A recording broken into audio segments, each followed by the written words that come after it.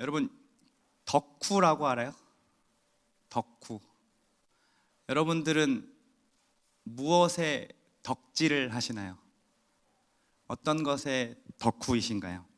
이 덕후라는 단어가 일본어로 그 오타쿠를 한국식 발음으로 오덕후라고 해서 줄임말로 나타난 건데, 이전에 이 오타쿠 그러면 어떤 이미지가 떠올랐나요? 집에만 틀어박혀 있어서 취미 생활을 하는 그 사회성이 부족한 사람들을 오타쿠 같다라고 했죠. 근데 이제는요, 좀 덕후를 해석하는 게 좀 바뀌었다라고 해요. 어떤 분야에 굉장히 몰두해서 전문가 이상의 열정과 흥미를 가지고 있는 사람으로 덕후라고 칭합니다. 그리고 덕후로 인해서 성공한 사람들의 사례들이 많이 나타나고 있습니다. 몇 년 전만 해도 꽤 오래되는 것 같은데, 화성인 바이러스라는 프로그램 아세요? 이상한 사람, 그러니까 뭐 그런 분들 나와서 어떤 얘기했어요? 그게 진짜 덕후였잖아요. 그래서 이렇게 아직도 기억이 나요. 그 인형 끼얹고 사는 그분 있었잖아요. 그런데 그렇게 덕후를 해석했죠. 화성인이라고 해석했다고요. 그런데 요즘은요, 그런 덕후 생활하는 프로그램의 이름이 뭔 줄 아세요? 능력자들이라고 하더라고요. 그러니까 이 덕후 자체를 능력 있는 사람들로 인정해주고 있는 거죠. 이번 주 제가 몇몇 친구들을 만나서 이야기를 하다가 어느 정도 몰두를 해야 이 덕후라고 할 수 있을까 좀 궁금했어요. 그래서 인터넷을 좀 찾아보려 했는데 나오지를 않더라고요. 그래서 제 나름대로 이 정도면 덕후다라는 그걸 판단할 수 있는 어떤 세 가지 정도를 좀 가져가 왔습니다. 이 세 가지에 해당한다면 우리는 지금 덕질을 하고 있는 거예요. 한번 점검해 보세요. 첫 번째, 비는 시간, 자기 전에 하는 그 관심사가 여러분 무엇인가요? 관심사. 예를 들면 저처럼 자전거를 막 검색하고 있거나 아니면 육룡이 나르샤를 보고 있는 거죠. 드라마 같은 거를. 또는 아이돌 직캠 영상, 또 예능을 보는 친구들도 있을 것 같아요. 그리고 책을 보는 사람들도 있겠죠. 이렇게 자기 전에 하고 있는 거, 그게 무엇인지를 점검해 보시고, 두 번째는요, 누군가가 물어보면 설명해 주거나 자랑할 수 있는 건가요? 여러분, NCT가 몇 명인 줄 알아요? 우리 하나 공동체 친구들 NCT가 몇 명인 줄 알아요? 난 알아요. NCT는 23명이래요. 이거 다 모르는 사람들이 많잖아. 그런데 저도 깜짝 놀랐어요. 23명이라 그래서. 근데 23명이 한꺼번에 활동하지 않는데요. 이게 유닛별로 각자 유닛 그룹으로 나누어져 있고요. 근데 제가 알고 있는 건 여기까지예요. 근데 유닛별로 몇 명이 있는지, 그들의 이름이 뭔지는, 그리고 어떤 노래가 좋은지 잘 모릅니다. 만약 저에게 자전거가 뭐에 좋아요? 어떤 운동이에요? 라고 물어본다면 저는 정말로 신나게 설명해 줄 수 있을 거예요. 자전거가 무엇이 좋은지, 어디서부터 얼마부터 사야 되는지, 이런 것들을 설명해 줄 수 있을 거예요. 그리고 고려 말 조선 초기의 역사에 대해서 물어본다면 제가 육룡이 나르샤를 지금 보고 있기 때문에 거기서 나오는 분량 정도는 제가 설명해 줄 수 있어요. 이렇게 우리가 무언가를 좋아하거나 누군가를 좋아하게 되면 우리는 자연스럽게 뭐해요? 자랑하게 되죠. 소개하게 되고요. 그리고 그에게 소개시켜 줄 수 있는 지식을 얻게 됩니다. 제가 자전거를 타고 가면 기록을 SNS에 올리거나, 그리고 제 딸과 가족의 이야기를 올리는 것처럼 자랑한다라는 것은 그것을 지금 좋아하고 있다라는 증거죠. 세 번째로 점검해 볼게요. 시도 때도 없이 생각나는 게 뭡니까? 예를 들면 이런 거예요. 요즘 친구들이 탄천으로, 그리고 석촌 호수공원으로 가가지고 막 벚꽃 사진들 막 올리더라고요. 저는 그 사진을 보면서 두 가지 생각이 떠올랐어요. 제가 사진 두 가지를 퍼왔는데요. 있을까요? 다음 거 한번 보여주시겠어요? 네. 하나는 피턴으로 공유된 사진이에요. 제가 저걸 보면서 뭐가 생각났을까요? 와, 우리 수아랑 가면 참 좋겠다. 아내랑 한번 갔다 와야겠다. 그리고 또 하나가 생각났어요. 자전거 도로에 아무도 없네. 얼마나 시원할까? 그리고 저기 또 한 친구가 올려준 사진인데요. 저거 다리를 보면서 무슨 생각을 할까요? 저 선죽교인가? 선조교가 뭔지 아세요? 이방원이 정몽주를 죽였던 다리인데요. 저 다리를 보고 그 생각이 갑자기 든 거예요. 거기에 지금 빠져 있는 거죠. 미쳐 있는 거죠. 자, 여러분들은 어떤 것에 덕질을 하고 있습니까? 그런데 우리가 여러 가지 덕질을 하는 것 중에 진짜 내가 푹 빠져 있는 것을 점검해 볼 수 있는 방법이 있어요. 그게 뭐냐면 여러분들이 죽을 때가 되었을 때에 그 순간 생각나는 무언가가 있다면 우리는 그것을 평생 동안 덕질을 한 것이고 성덕이 된 상태인 거예요. 지금 하고 있는 그 덕질이 죽을 때까지 남아서 그 순간에 생각난다면 우린 그때서야 진짜로 내가 성덕이었구나 그 분야에 라고 얘기할 수 있다라는 거죠. 여러분은 어떤 것에 덕후가 되고 싶습니까? 우리 주님은 어떤 것에 빠져 사셨을까요? 무엇에 덕질을 하며 사셨을까요? 오늘 우리가 읽은 본문은 예수님이 죽기 바로 직전, 그 마지막으로 육신으로 남기셨던 말이거든요. 그게 무엇입니까? 아버지, 내 영혼을 아버지 손에 부탁하나이다 라는 말씀이었어요. 우리는 이 말씀을 통해 예수님의 관심사가 무엇인지를 캐치해낼 수 있다라는 거예요. 예수님이 십자가 상에서 일곱 가지의 말씀을 남기셨습니다. 그것을 우리는 가상칠언이라고 해요. 십자가 위에서 남기신 7가지 말씀. 이번에 여러분들이 고난주간 이 묵상집을 통해서 가상칠언에 대해 아침마다 묵상하게 될 것이고 또 오늘 만나를 통해 설명도 들으실 수 있어요. 그런데 월요일부터 토요일까지 가상칠언을 하면 한마디가 남잖아요. 그렇죠? 6일이니까. 그 마지막 한마디가 뭐냐면 바로 오늘 본문이에요. 그래서 일부러 이 본문에 대해서 함께 나누고자 한 거죠. 그런데 그 말씀을 하시기 바로 전의 상황을 좀 먼저 이야기해 보려고 합니다. 우리는요, 예수님의 이 가상칠언 그러면요, 너무 많이 익숙해서 들어왔고, 그러다 보니까 이 말씀이 굉장히 가볍게 느껴지거나, 그리고 무겁게는 느껴지지만 어느 정도의 무게인지 잘 가늠하지 못해요. 그런데 예수님의 이 한 말씀 한 말씀이 어떤 상황 속에서 나온 것임을 우리가 깊이 이해를 해본다면 그 한마디 한마디가 우리에게는 굉장히 귀하게 자리 잡을 수 있을 거예요. 예수님 십자가형을 당하면서 지금 한마디씩 내뱉고 있는 상황이거든요. 십자가형에 대해서 좀 설명을 해드리려고 해요. 보통 십자가형을 당한 사람은 서서히 죽어가요. 많게는 이틀까지도 생명을 가져가다가 죽었다고 해요. 또 로마는요, 지배국인 상대를 확실하게 교육시키고 그리고 이 반역죄가 얼마나 무서운 것인지 각인시켜주기 위해서 십자가를 지금 여러분들이 저를 보고 있는 높이 정도로 달아놨어요. 굉장히 높게 단 게 아니라 여러분이 서서 저를 보는 정도로 달아놓은 거죠. 그럼 지나가는 사람들이 그 사람을 보면서 욕을 할 수도 있고 침을 뱉을 수도 있고 계속해서 비난을 할 수도 있었어요. 그런데 그것보다 더한 것은 옷을 멀쩡하게 입고 박아놓은 게 아니라 다 벗겨놓고 그 자리에 박아놨다라는 거예요. 그렇게 벌거벗은 채로 매달린 것도 수치심이 상하는데요, 손과 발에 그 못 박힌 고통으로 인해 그 자리에서 소변과 대변을 다 쏟아내기도 합니다. 기절했다가 다시 일어나서 고통받는 것을 반복하는 것이 십자가 처형이었어요. 그래서 가장 극악무도한 처형이라고 하죠.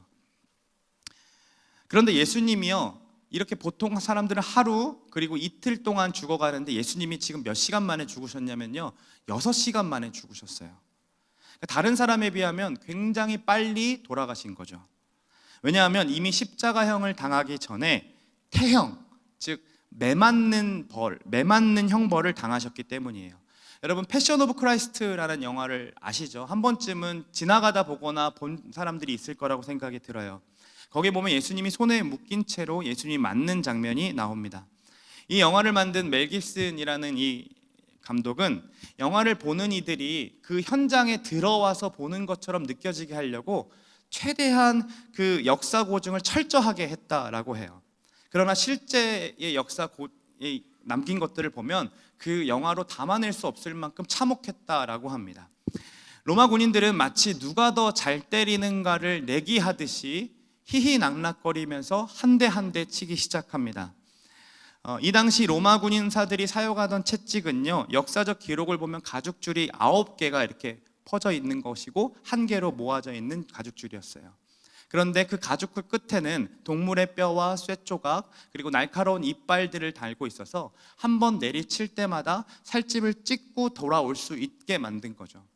근데 이 가죽이 말랑말랑하고 힘이 없잖아요. 그래서 힘을 실으려고 어떻게 했냐면 24시간 동안 물에 담가 놓았다라고 해요. 그러면 가죽에 물이 담가져 있기 때문에 이 혼자 손으로 못 들었다고 합니다. 그래서 젊은 남자 로마 군인이 이 가죽질을 한 번 할 때마다 두 손으로 붙잡고 온 힘으로 내리쳐야 되는 거죠. 그리고 이렇게 긁어 내리는 게 한 대였어요. 로마인들에게는 채찍질을 몇 번 해야 하는지 이 숫자를 규정하지 않았어요. 모세 율법에는요 40대 이상 이 태형을 때리지 말라는 율법이 있었어요. 그래서 40대에서 하나 감한 매 39대를 맞았을 것이라고 추정합니다.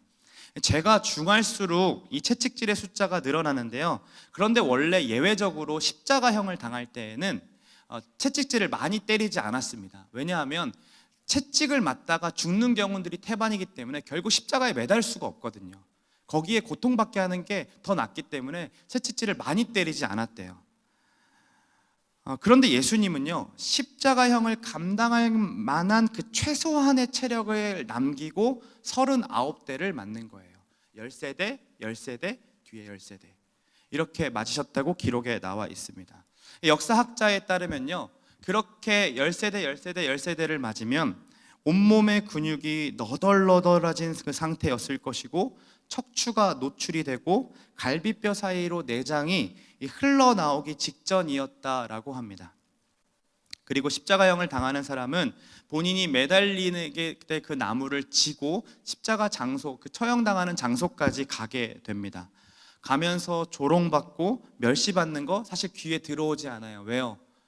온몸이 지금 피투성이고 근육은 너덜너덜해진 상태이기 때문에 이 근육을 이제 쓸 수가 없는 거예요. 이거 팔이 들어지지가 않는 거죠. 그래서 나무를 걸치면 떨어지고 엎어지고 그것을 반복하면서 그 길을 걸어가니 이게 진행이 안 되잖아요. 그러니까 어떻게 합니까? 구레네 사람 시몬을 지목하여서 너가 대신 십자가를 지라고 해서 십자가를 대신 지도록 합니다. 그 상태로 현장에 도착하여 나무 위에 눕히고 팔을 잡아 당겨서 못을 박습니다. 그리고 두 발을 포개어 또다시 못질을 하고 십자가를 줄로 끌어당겨서 세우는 거죠. 그렇게 되면 몸이 어떻게 될까요? 우리는 이렇게 모형들로 보니까 예수님이 굉장히 아름답게 서 있는 것처럼 보이지만 사실 그런 상태로 달리게 되면 몸은 축 처지게 됩니다.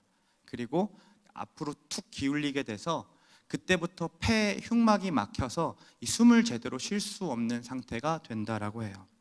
그럼 이렇게 떨어져 가지고 숨이 안 쉬어지기 때문에 어떻게 해야 숨을 쉴 수 있을까요? 발로 일으켜서 한번 핀 다음에 내뱉어야 돼요. 그렇게 하다가 다시 고통 중에 기절하고 다시 일어났다가 다시 기절하고 그러다가 죽어가는 것이 십자가 처형이었습니다. 보통 십자가 처형은 그런 아픔과 고통 때문에 죽어가기보다 오히려 숨을 쉬지 못해서 심장마비로 죽거나 호흡곤란으로 죽는다라고 합니다. 이 폐가 압박을 받아서 숨을 쉴 수가 없는 거죠. 그래서 이 십자가 처형이 길어지면 그래도 안 죽으면 로마 군인들은 그 십자가에 매달린 다리를 부러뜨려요. 왜 다리를 부러뜨릴까요? 다시 올라올 수 없게 만드는 거죠. 올라가야 숨을 쉴 수 있는데 다리를 부러뜨리면 올라올 힘이 없기 때문에 그대로 죽게 만드는 겁니다. 그런데 예수님은 기록에 보니까 이렇게 나와 있어요. 예수께서 그 성경 말씀 좀 보여주시겠습니까? 예수께서 이르서서는 이미 죽으신 것을 보고 다리를 꺾지 아니하고 그중 한 군인이 창으로 옆구리를 찌릅니다. 밑에서부터 위에서 쭉 찔렀으니까 심장을 강통하게 확인 사살을 하는 거죠. 곧 피와 물이 나오더라고 기록되어 있습니다. 그렇게 심장을 찔러서 결국에는 죽은 것이 확인되고 그 다음에 십자가에서 내려오게 됩니다. 자, 그러면 이거 전에 다시 흑암이 있던 상태로 좀 돌아와 볼게요. 예수님은 지금 숨도 제대로 쉬기 힘든 와중에 7마디의 말씀을 우리에게 남기셨다는 거예요. 아버지, 저들의 죄를 사하여 주세요. 어머니, 당신의 아들입니다. 보라, 내 어머니라. 오늘 내가 나와 함께 낙원에 있으리라. 이 3마디를 남기시고, 그렇게 본인이 숨을 쉬기도 힘든 와중에 예수님은 그 자리에 있는 사람들, 그리고 나와 함께 했던, 사랑했던 사람들, 그리고 나와 같이 매달려 있는 그 강도에게 복음을 전하시고, 그리고 말씀을 하셨어요. 이 한마디 한마디가 이 고통을 참고 숨을 내뱉으시면서 겨우겨우 했던 말이라는 것을 우리는 기억할 필요가 있다는 거죠. 예수님께서는요, 오전 9시에 십자가에 매달리셨습니다. 그리고 지금 3마디를 할 동안 3시간이 지난 상태입니다. 그렇게 정오까지, 그리고 3시간이 지나고 정오가 되었을 때 성경의 시간으로는 때가 제6시쯤 되어 해가 빛을 잃고 온 땅에 어둠이 임하여 제9시까지 계속되었다고 합니다. 제6시는 6시가 아니라 거기서 6시간을 더해야 돼요. 그래서 정오를 기억합니다. 이스라엘 시간으로는 제6시라고 하지만 우리 시간으로는 정오인 거죠. 정오는 어떤 때예요? 해가 중천에 뜬 때입니다. 그리고 3시간 동안 빛을 잃었습니다. 제9시까지니까요. 해가 가장 쨍쨍할 그때에 오후 3시까지 어둠이 임했던 겁니다. 어떤 사람들은 이것을 그 당시에 일어났던 일식 현상이라고 이야기해요. 또 어떤 사람들은 중동 지역이었기 때문에 모래바람이 그때 3시간 동안 분 것이다라고 이야기합니다. 그러나 예수님이 죽으셨을 때는 6월절이거든요. 음력으로는 보름에 가까운 날이어서 일식 현상이 생길 수가 없는 때입니다. 성경은 이때에 초자연적인 현상이 일어났음을 분명하게 기록으로 남기고 있는 거죠. 그렇다면 흑암이 찾아온 이유는 무엇일까요? 이게 흑암이 찾아왔다는 것은 무엇을 의미하는 걸까요? 구약에서는 종종 해가 이렇게 빛을 잃는 경우들이 있었습니다. 그것은 모두 하나님의 심판을 상징합니다. 우리 같이 한번 읽어보겠습니다. 시작. 여호와의 말씀이다.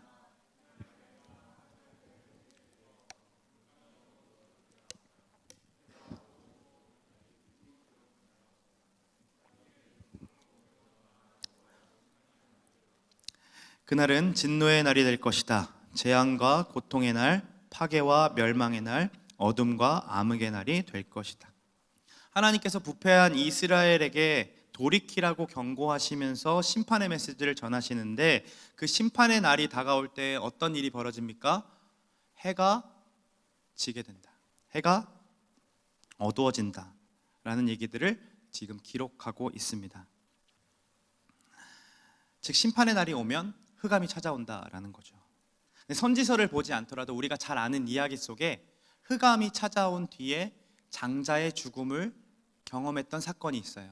그게 뭡니까? 출애굽 사건이었죠.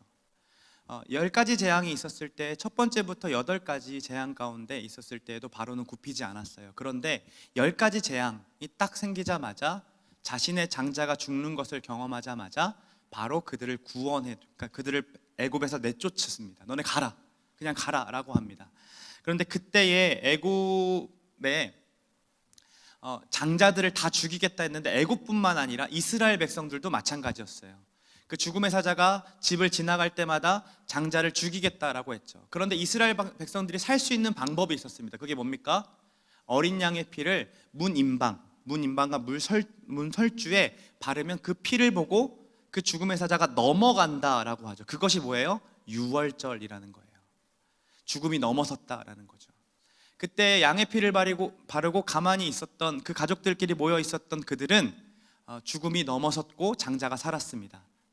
그러나 그것을 믿지 못했던 사람들은, 그리고 애굽 사람들은 결국 어떻게 됐습니까? 다 장자가 죽어요. 그리고 애굽에서 나갈 수 있게 되죠. 그런데 그 10번째 재앙이 있기 바로 전에 9번째 재앙이 뭐였냐면 흑암이었는데, 그 흑암이 기록된 거 이렇게 기록되고 있어요. 같이 한번 더 읽어봅니다. 시작. 모세가 하늘을 향하여 손을 내밀매 캄캄한 흑암이 3일 동안 애굽 온 땅에 있어서 즉 흑암이 하나님의 심판을 상징하고 자기 백성에 행하신 하나님의 놀라운 구원을 지금 가리키고 있는 거죠. 예수님은요, 유월절의 어린 양처럼 우리의 모든 죄를 대신하여서 우리가 죽었어야 할 그 십자가, 저주받는 자만이 나무에 달린다라는 그 율법의 말씀처럼 저주받으시고 대신 죽으셨어요. 그리고 그 피로 인해 우리도 애굽에서의 이스라엘 백성처럼 어떻게 됐습니까? 죽음이 넘어서게 되었죠. 즉 해가 빛을 잃고 온 땅에 어둠이 임했다라는 것은 결코 우연적인 사건이 아니라 예수님의 죽음이 하나님의 진노와 심판을 몽땅 받는, 예수님이 몽땅 받는 장면 중에 하나이고, 그리고 우리에게는 뭐가 선포됩니까? 구원이 선포되었다라는 겁니다. 구원이 곧 다가온다라는 겁니다. 그렇게 흑암이 찾아온 뒤에 어떤 일이 벌어졌는지 또 성경을 한번 읽어봅니다. 한 번 더 읽습니다. 함께 시작. 성소의 휘장이 한가운데가 찢어지더라. 이에 성소 휘장이 위로부터 아래까지 찢어져 둘이 되니라. 성소의 휘장이 찢어졌습니다. 다른 복음서를 보면 위에서부터 아래로 찢어졌다라고 합니다. 성소의 휘장은 성소와 지성소를 이렇게 가로막는 것이었습니다. 지성소를 보지 못하도록 가로막는 것이었어요. 지성소가 어떤 곳입니까? 하나님의 임재가 가득한 거룩한 곳이죠. 하나님의 임재를 상징하는 곳이었어요. 그래서 대제사장도 1년에 단 하루밖에 들어갈 수가 없었습니다. 딱 한 번. 언제? 대속죄일 때. 근데 대제사장도 그냥 들어갈 수가 없었어요. 그래서 본인도 어린 양을 잡아서 피로 정결케 한 뒤에, 그리고 이 다리에는 방울을 달고, 그리고 끈을 달아서 들어갔습니다. 대제사장이 지성소에 들어가자마자 방울 소리가 들리지 않는다면 그가 죽은 것으로 판단되어 줄을 잡아다가 빼냈죠. 그게 레위기 말씀에 기록되어 있어요. 이처럼 대제사장도 덜덜 떨면서 정결제를 지냈을 거예요. 나 죽으면 어떡하지? 무섭고 무서운 자리가 그 자리였겠죠.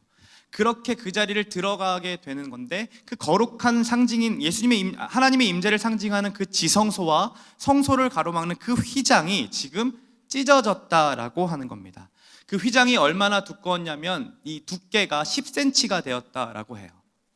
그리고 휘장의 높이는 40규빗으로 기록되어 있는데 1규빗이 정확하게 몇 센치인지는 알 수 없지만 대략적으로 15m 정도 되었다고 합니다. 그럼 굉장히 높은 거죠.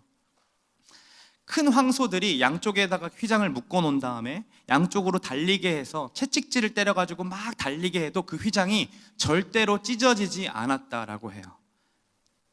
이렇게 단단하고도 찢어지기 힘든 휘장이 어디서부터 어디로 찢어졌다고 합니까? 위에서부터 아래로 찢어졌다는 거죠. 15m 위에서 누가 찢을 수 있을까요? 누구도 찢을 수 없다라는 거죠. 그럼 이것은 하나님이 찢으신 거예요.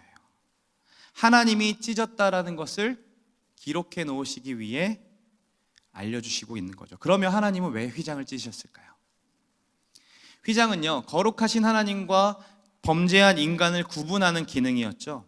히브리서 저자는 이 하나님이 찢으신 이유를 이렇게 설명하고 있습니다. 한 번 더 읽습니다. 그러므로 형제들아, 우리가 예수의 피를 힘입어 성소에 들어갈 담력을 얻었나니 그가 위하여 휘장 가운데로 열어놓으신 새로운 살길이요 휘장은 곧 그의 육체니라. 예수님께서 우리 모든 죄악들을 다 뒤집어 쓰시고 죄인으로서 하나님의 진노와 심판을 다 받으셨기에 이제는 대제사장에 의탁할 필요 없이 그저 더러운 그 모습 그대로 담대하게 지성소로 나아갈 수 있게 되었다라는 거죠.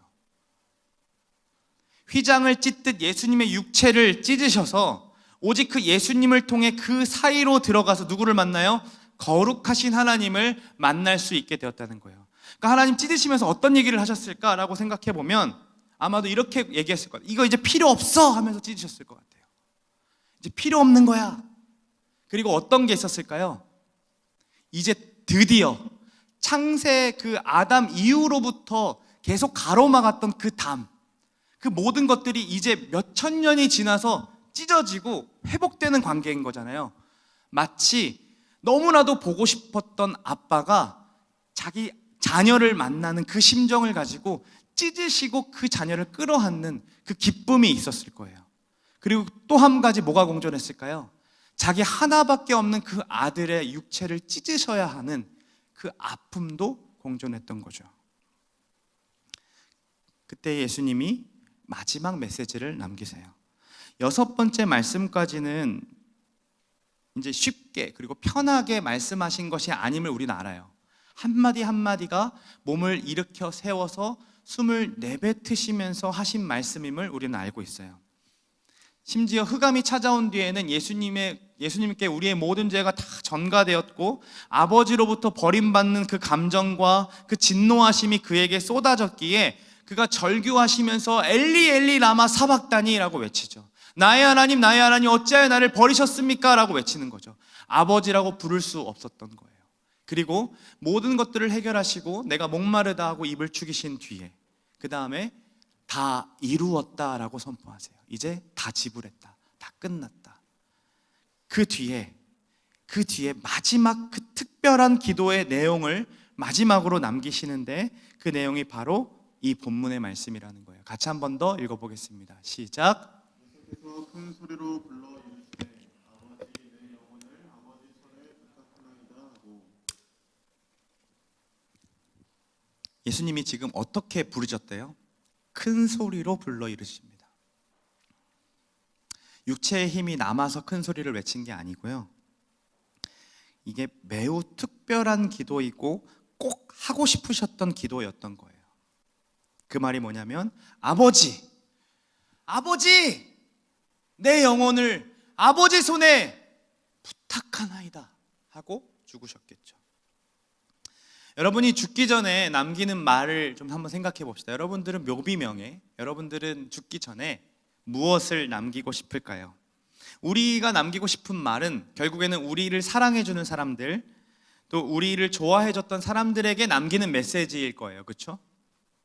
나태주 시인은 묘비명이라는 시에 어떻게 적었냐면 많이 보고 싶겠지만 조금만 참자라고 적었어요. 김수환 추기경은요 고맙습니다, 사랑합니다 라고 쓰셨다고 해요. 이처럼 우리는 죽은 뒤에 우리를 찾아오는 사람들에게 보통 남기는 것을 묘비명이라고 하잖아요. 예수님도 지금 한번 왔다가 가시는 인생이신데 마지막까지 우리에게 뭐라고 말씀을 남기시는 게 좀 맞지 않을까요? 다 이루었다고 선포했으니까 뭐라고 마지막 남길까요? 내가 예수님이라면 야, 정신 똑바로 차려라, 똑바로 차려! 라고 남기시거나 내가 진짜야! 라고 남기시거나 이렇게 말씀하실 수도 있는 거잖아요. 그런데 예수님이 그렇게 하시지 않았다라는 거예요. 여기서 예수님이 평생에 무엇에 덕후셨는지 무엇을 추구하며 달려오셨는지를 우리는 알 수 있어요. 내 영혼을 아버지 손에 부탁하나이다 말씀에 세 가지의 예수님의 그 덕후 생활을 알 수 있는데 첫 번째가 바로 이거예요. 그의 관심은 아버지께 있었어요. 예수님은 영원 전부터 아버지의 사랑을 받고 또 아버지를 사랑하셨던 분이셨어요. 수많은 사람들이 예수님을 따랐지만 막 오병이어 사건이 일어난 다음에 사람들이 막 따라왔을 때 그 인기와 그 인정을 누리지 않으셨어요. 오히려 한적한 곳으로 가서 아버지와 대화하셨죠. 기도는 대화니까요. 늘 무슨 사역을 할 때마다 한적한 곳을 찾아서 기도하셨어요. 아빠랑 대화하고 싶으셨어요. 그게 예수님이 이 땅에 계시면서 우리에게 보여주셨던 거예요. 그리고 마지막 그 순간까지 도저히 기도할 수 없는 그 상황과 환경 속에서도 예수님은 기도로 시작해서 기도로 마무리하셨죠. 아버지, 저들의 죄를 사하십시오. 저들은 자신들이 하는 걸 모릅니다라고 기도하시고, 아버지, 내 영혼을 부탁합니다라고 아버지께 또 기도하셨어요. 혼절에 빠질 만한 고통스러운 순간이었는데 예수님은 그 고통 속에서도 하나님과의 그 관계 의식은 뚜렷했다라는 거예요. 위기의 순간에 자연스럽게 아버지께 나아가는 기도를 할 수 있다라는 건 그의 모든 생애가 아버지와 대화하는 기도였기 때문이에요. 생각해보면 우리는요 기도하지 않을 만한 이유들을 굉장히 많이 댈 수 있어요. 오늘은 피곤하니까, 마음 다해 내가 오늘은 할 수 없을 것 같으니까, 억지로 기도하러 가기는 싫으니까, 기도에 앉아봤자 나 그냥 앉아있다만 갈 거면 안 하는 게 낫지. 네, 알아요. 저도 목사라서 이 자리에 앉아있을 때만 있을 때 굉장히 많아요. 핸드폰만 뒤적거릴 때도 있어요. 기도하는 그 순간 우리가 다른 것에 관심이 있다라는 것은 우리가 대화하고자 하는 그 하나님보다 다른 것을 더욱 의존하고 의지하고 있다라는 것을 우리는 증명하고 있는 거예요. 그래서 기도하지 않는 자는 실천적 무신론자라고 합니다. 여러분이 지금 예배를 드리고 있지만, 우리가 지금 같이 예배하고 있지만 우리가 기도하지 않는다면 우리는 무신론자라는 거죠. 십자가 위에서 예수님이 하신 이 한마디의 말씀에 예수님의 두 번째 덕후 생활이 담겨져 있는데, 두 번째 덕후 생활이 바로 이거예요. 영혼에 관심이 있었어요. 예수님께서 말씀하실 때 이들의 영혼을 부탁합니다 라고 얘기하지 않으셨죠. 너의 영혼을 부탁합니다. 내 영혼이라고 하지 않고요, 내 영혼을 부탁하나이다 라고 하셨어요. 우리는 여기서 복음의 진리를 알 수 있는데요, 우리가 덕질하고 있는 모든 것들은요 결국 변하고 결국 없어지고 말 거예요. 우리가 마지막 하나님을 배울 때 들고 갈 수 있을까요? 내가 수만 가지 포켓몬 모은 거 들고 가나요? 내 사랑하는 사람 들고 갈 수 있나요?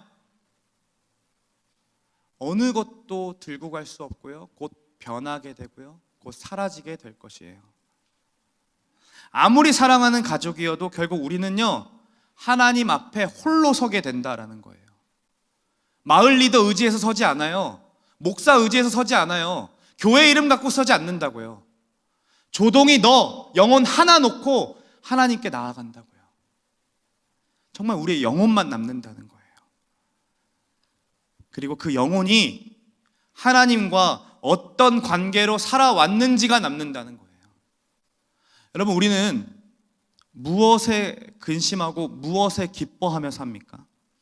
우리를 아프게 하는 관계들이 있죠. 친구나 또 교회 사람들과 지내다 보면, 또 이성 친구들이 우리의 마음을 어렵게 해서 또는 상처를 주어서 관계를 끊고 싶을 때도 있고요, 이 자리 떠나고 싶을 때도 있고요. 우리는 그런 상처받고 그가 상처받았다는 얘기하는 거 너무나도 쉽게 얘기해요.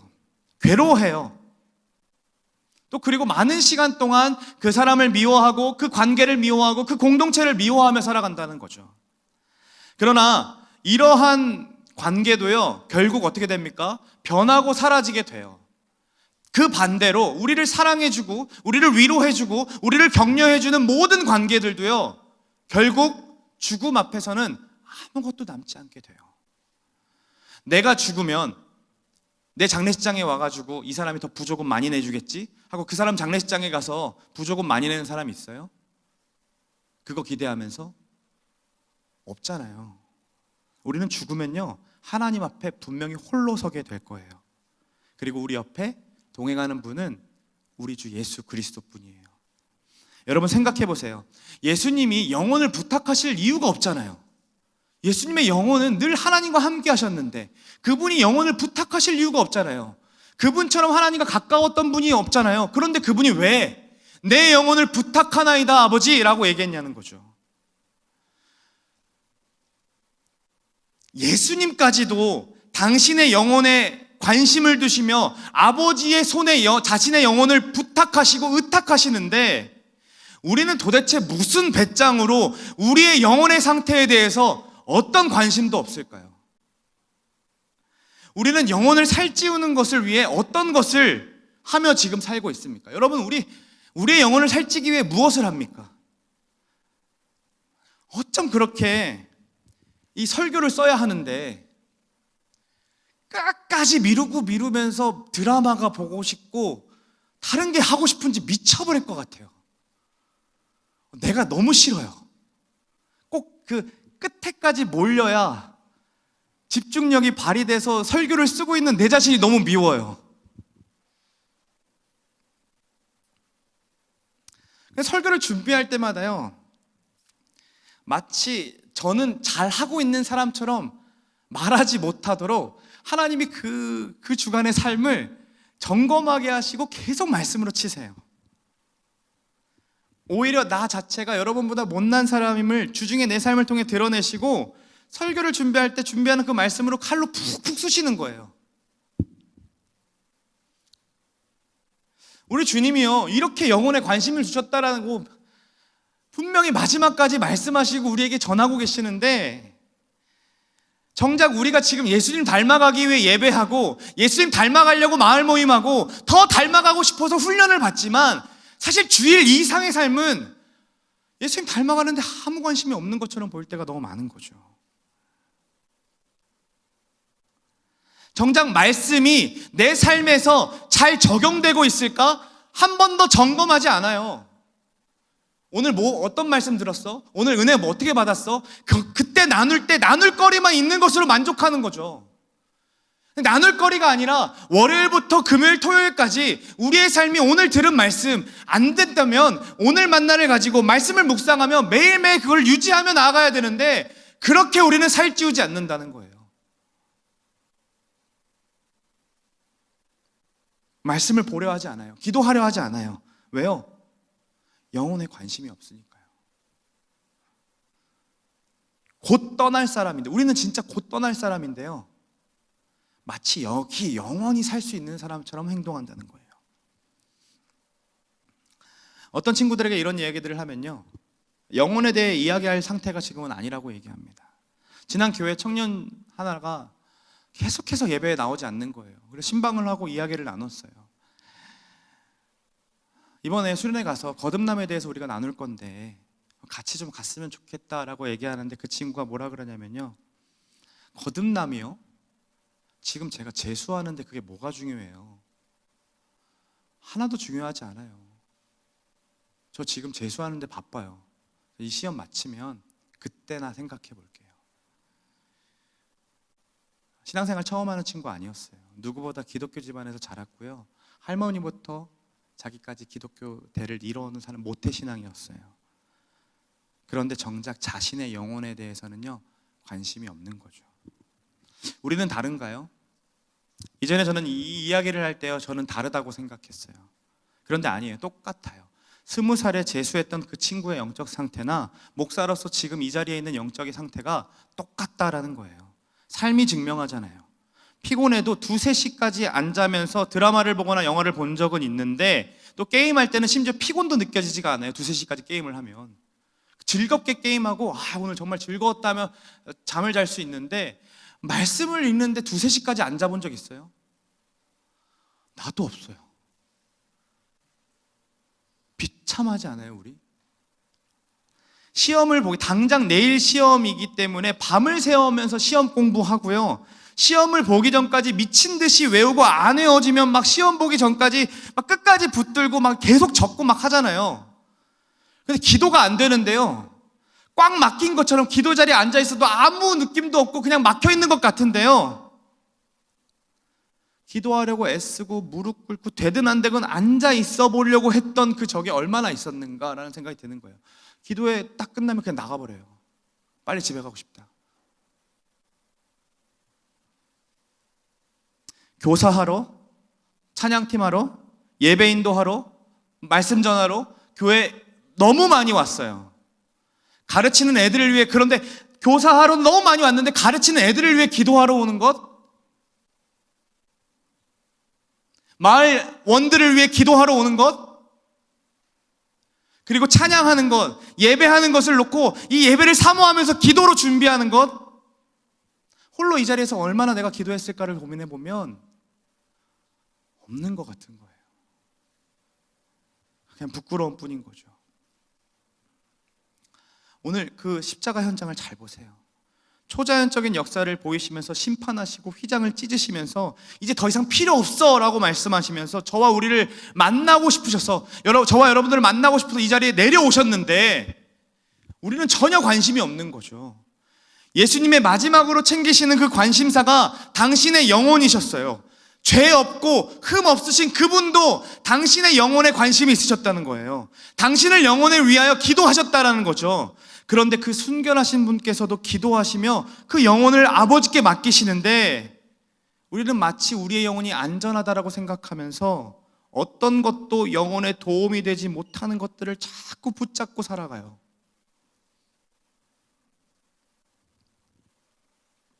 이게 우리의 현실인 거죠. 내 영혼을 아버지의 손에 부탁합니다 라는 그 말 속에 예수님의 세 번째 덕후 생활이 나오는데요. 그게 뭐냐면 바로 말씀이에요. 예수님이 하신 이 기도는요, 시편 말씀이었어요. 시편 31편 5절에 이렇게 나와 있습니다. 한 번 더 읽어볼까요?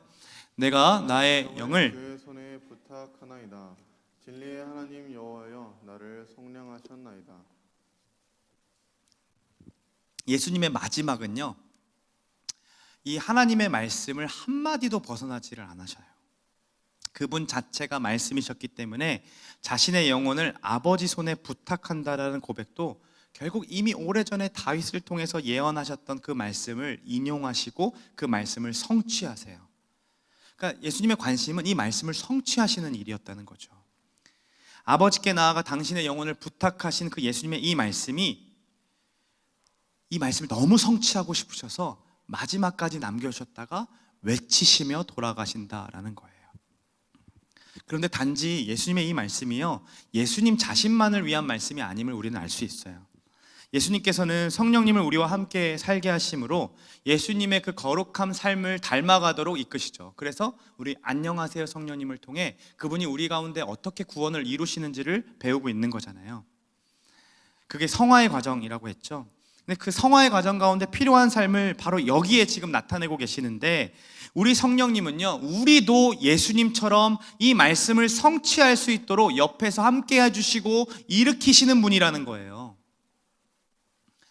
그러니까 그리스도인은요, 써여져 있는 말씀을 지식적으로 깨닫고 나 이 정도 알아, 그렇기 때문에 나는 구원받을 자격이 충분해라는 그 삶을 사는 게 아니라, 말씀을 아는 만큼 그 말씀이 내 삶에 작용할 수 있도록 그 말씀과 삶을 일치시키는 작업을 매일매일 해야 한다는 거죠.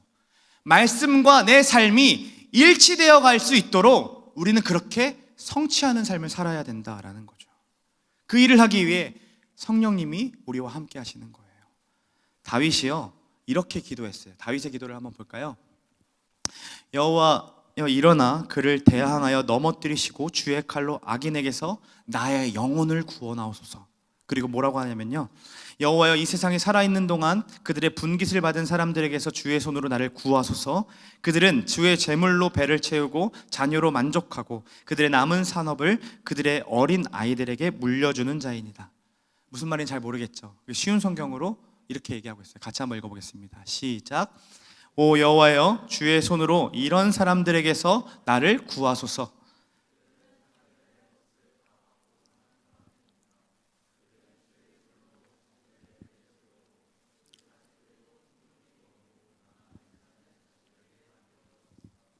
보세요.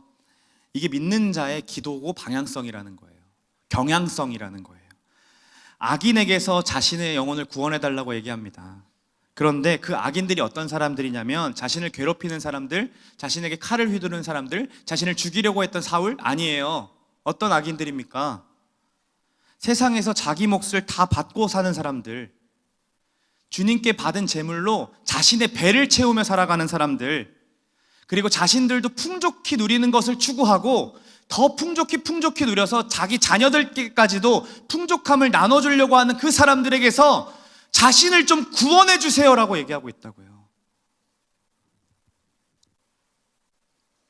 우리는요, 뭐라고 합니까? 그런 사람들 보고 능력자라고 얘기하잖아요. 어떻게 하면 저 사람들이 돈을 벌었을까? 어떻게 하면 부자가 되었을까? 어떤 것을 제일 많이 봅니까? 유튜브에서. 나 이렇게 부자 되었고 나 이렇게 투자했더니 성공했다는 얘기들 보잖아요. 존니 이런 사람들 보잖아요. 그런 사람 영상 강의들 들으면서 나도 똑같이 해보려고 애를 쓰잖아요. 왜요? 하면 될 것 같으니까. 하면 부자가 나도 될 것 같으니까. 그런데 다윗은요, 그들로부터 자신을 좀 구원해달라고 얘기하는 거예요. 그 이유가 다음 구절에 나와요. 왜 그랬는지. 같이 한번 읽어봅니다. 시작. 나는 의로운 중에 주의 얼굴을 배우리니 깰 때에 주의 형상으로 만족하리이다. 이 말이 뭡니까? 나는 떳떳하게 주의 얼굴을 좀 보고 싶습니다. 나 떳떳하게 주 앞에 서고 싶어요. 내가 일어날 때 주를 닮아가는 것으로 나는 만족하고 싶어요. 나 오늘 일어났는데요, 주님 닮아가는 걸로 만족하는 삶 오늘 살고 싶어요. 이 고백이 다윗의 기도였다는 거예요. 이 땅에서 풍족하게 사는 삶, 주님이 주셨는데 주님이 주신 것도 모르고 자기 배부름 채우고 자식들에게 물려줄 생각하며 돈을 버는 삶이 주님을 떳떳하게 바라보지 못하게 만드는 삶임을 다윗은 경험했기에 하나님, 난 저들로부터 나를 좀 구원해 주십시오. 내 영혼을 구원해 주십시오라고 간구하고 있는 거죠. 내 영혼을 부탁하나이다 라는 이 말씀은요, 유대인들이 잠을 자기 전에 외웠던 시편의 기도문이라고 해요. 마지막 잠에 들기 전에 내 영혼을 부탁합니다 라고 기도했던 거죠. 그러니까 주님을 곧 만나게 되면 오늘 자고 내일 생명이 있을지 모르기 때문에 주님을 자기 전에 주님을 만나게 되면 꼭 부탁하고 기도하는 거예요. 내 영혼을 주님께로 온전하게 갔으면 좋겠습니다. 부탁합니다 라고 기도했던 거예요. 그래서 더 경건한 사람들은요, 매일 밤 깨끗이 목욕제계를 하고 정장을 입고 자는 유대인들도 있었대요. 내 영혼이 바로 하나님을 만나 배울 때 깨끗하게 만나고 싶어서. 그리고 그렇게 깨가지고 그렇게 잠을 들었는데 다시 깨게 되면 무엇으로 기도했을까요? 아마 이렇게 기도하지 않았을까요? 아침에 깰 때에 주의 형상으로 만족합니다. 나 오늘도 생명 주셔서 감사합니다. 오늘도 주님 닮아가는 것으로 만족하며 살겠습니다. 이것이 유대인들의 기도였다라는 거죠. 이게 말씀을 성취하는 삶이며 동시에 아버지께 나아가는 그 기도의 삶인 거예요. 저와 여러분들의 고난주간이 주님을 닮아감에 이 만족합니다라는 기도로 시작해서 내 영혼을 부탁합니다라는 기도로 끝나는 하루하루였으면 좋겠어요. 우리의 관심과 우리의 덕질이 이번 주만큼은 우리의 영혼에 있었으면 좋겠어요. 마지막으로 이 영혼에 관심을 갖는다는 것이 단순히 나에게만 좋은 것이 아님을 좀 설명해주고 마치려고 해요. 육신이 아닌 영혼의 덕후였던 그 예수님은 십자가 위에서도 계속해서 남겨진 영혼들을 위해 기도하시고 말씀하시고 구원하셨어요. 이처럼 영혼에 관심을 둔 자는요, 결국 다른 영혼들을 위해 기도하고 말씀을 전하고 구원합니다. 스데반도 이렇게 기도하다가 죽었죠. 근데 말씀을 준비하다가요, 갑자기 제가 대학교 4학년 때 친구와 함께 있었던 이야기가 좀 생각이 났어요. 벌써 10년이 더 된 이야기인데요, 제 친구가 저희 동네 그 골목 어귀에서 핸드폰 가게를 하고 있었어요. 아르바이트 겸 하고 대리점 점장을 하고 있었던 거죠. 어느 날 그 골목을 지나가다가 친구가 이렇게 보이니까 혼자 있기도 하고 시간도 좀 여유가 있어서 들어가서 이런저런 이야기를 한 30분 정도 나누었습니다. 그 당시에는 핸드폰이 무엇이 좋은지, 그리고 당구 치는 거 얘기하면서 막 놀리고 서로 농담 따먹게 하면서 그렇게 30분을 대화를 나눴던 것 같아요. 그리고 그 다음날 오전에 그 친구로부터 문자를 받았는데 부고 문자였어요. 누가 돌아가셨다라는 문자였던 거죠. 너무 놀래서 문자를 다시 확인해 봤어요. 부모님이 혹시 돌아가신 걸까? 빨리 가야겠다라는 생각을 가지고 확인해 봤는데 부모님이 아니라 그 친구가 죽었다라는 거예요. 목요일 날 오후에 만났는데요, 금요일 날 오전에 그 문자를 받았어요. 장례식장 가서 사연을 들어보니까 이 친구가 여자친구랑 목요일 날 일이 끝나고 펜션에 가서 술을 먹고 놀다가 수영장에서 놀다가 결국 즉사했어요. 질식해서 죽은 거죠. 익사한 거죠. 이렇게 죽음을 간접적으로 경험한 뒤 제 안의 모든 것들이 재해석되기 시작했어요. 이전에는 몰랐어요. 그저 어느 때처럼 친구 만나고 대화 나누고 이 친구와 즐겁게 이야기 나누는 것이 나의 즐거움이라고 생각했고 그렇게 지나갔어요. 그런데 죽음을 경험하고 나니까 아니었던 거예요. 하나님이 저를 그 친구에게 보내셨던 거예요. 빌립이 에디오피아 내시를 찾아갔던 것처럼 성령께서 저를 그 친구에게 보내셨던 거예요. 그런데 제 안에 영혼에 대한 관심이 없었어요. 저는 모태신앙이었고, 저는 청년 리더였고, 저는 교육부 교사였어요. 그리고 신학도 했어요. 그런데 저에겐 영혼에 관심이 없었던 거죠. 죽음의 문제에 대해 고민해 보지 않았기 때문에 자연스럽게 그에게 영혼에 대해서, 아버지에 대해서, 내가 하는 말씀에 대해서 전하지도 못했고 내 삶으로 보여주지도 못했어요. 너무 후회스러웠어요. 여러분, 복음은 단순한 거잖아요. 지식을 가져서 전할 수 있는 것이 아니라 내가 그냥 믿어지고 기쁘면 그것이 전해지는 거잖아요. 저도 여러분처럼 모태신앙에 그렇게 살았는데 지식은 충분했지만 저의 관심이 늘 영혼이 아니라 이 땅에 발붙이고 살아가는 육신이었다라는 거죠. 하나님이 주신 기회인데 핸드폰이 뭐라고, 당구가 뭐라고, 그 친구와의 마지막 대화를 그렇게 보냈다는 게 너무나도 후회됐어요.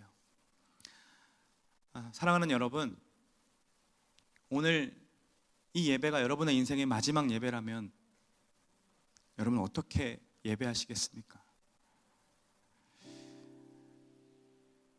오늘 마을 모임 하게 될 텐데요, 그 마을 모임이, 여러분이 오늘 하는 그 마을 모임이 마지막 마을 모임이라면요, 오늘 마을원들이랑 함께 만났는데 그 마을원들을 오늘 마지막 보는 거라면요, 여러분 어떤 이야기들을 나누실 건가요? 우리는 정말로 영혼에 관심이 있을까요? 안녕하세요 성령님을 배우며 성령님이 우리에게 평안과 안녕을 주시는 분을 배우고 있는데 우리의 영혼은 정말로 안녕한가요? 우리 정말 이대로 괜찮을까요? 예수님은 그러실 이유가 없으셨음에도 마지막 그 순간까지 자신의 영혼을 아버지께 부탁하셨어요. 이 모든 말씀이 우리를 위한 말씀이라는 거죠. 바로 이 말씀이에요. 아버지에게 나아가라. 영혼의 관심을 가져라. 말씀과 삶을 일치시켜라. 여러분, 고난주간 무엇을 하고 안 하고, 미디어 금식을 하고 안 하고, 거기에 우리 집중하는 것을 좀 넘어서기를 바래요. 더 근본적인 이유에 좀 집중해 봤으면 좋겠어요. 내 영혼을 아버지 손에 부탁하나이다 라고 고백하고 잠들고 깰 때에 오늘도 예수님으로 만족하고 싶습니다 라고 일어나고, 그렇게 하루하루를 예수님과 함께, 성령님과 함께 동행하며 살아가기를 소망합니다. 우리 찬양을 통해서 우리 예수님 어떤 분이신지 고백합시다. 우리 예수님 이런 분이세요. 십자가를 참으신 어린 양 예수, 내 죄 씻어주시고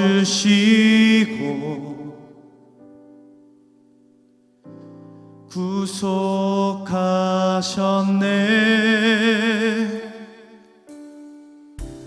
어둠을 물리치시 세상의 빛 예수, 영광의 빛 비추사 자유케 하시네. 우리 그분이 누구신지 고백합니다. 예수 하나님의 완전한 사랑, 예수 하나님의 값없는 은혜, 예수 하나님의 놀라운 지혜, 아름다운 그 이름 예수. 십자가를 참으신, 십자가를 참으신, 나를 위해 대신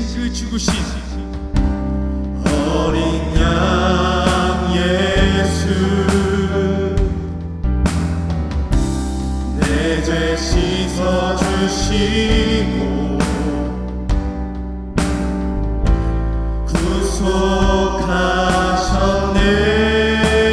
구속하셨네.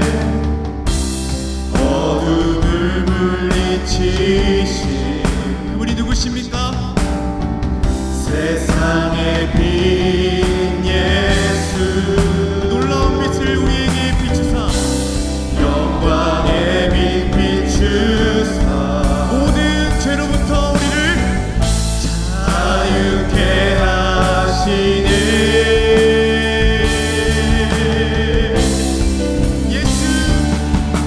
예수 하나님의 완전한 사랑, 예수 하나님의 값없는 은혜, 예수 하나님의 놀라운 지혜, 아름다운 우리 그 시를 선포합니다. 예수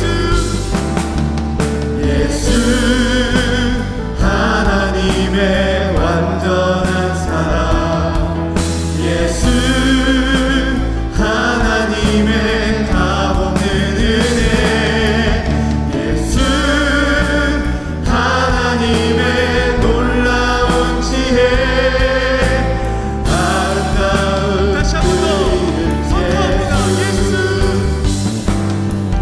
예수 하나님의 우리 하나님처럼 우리를 사랑하시는 분이 없습니다. 예수 그 은혜처럼 우리가 값없이 받은 것은 없습니다. 예수 그분만큼 놀라운 지혜를 가지신 분도 없습니다. 아름다운 예수 사랑합니다. 예수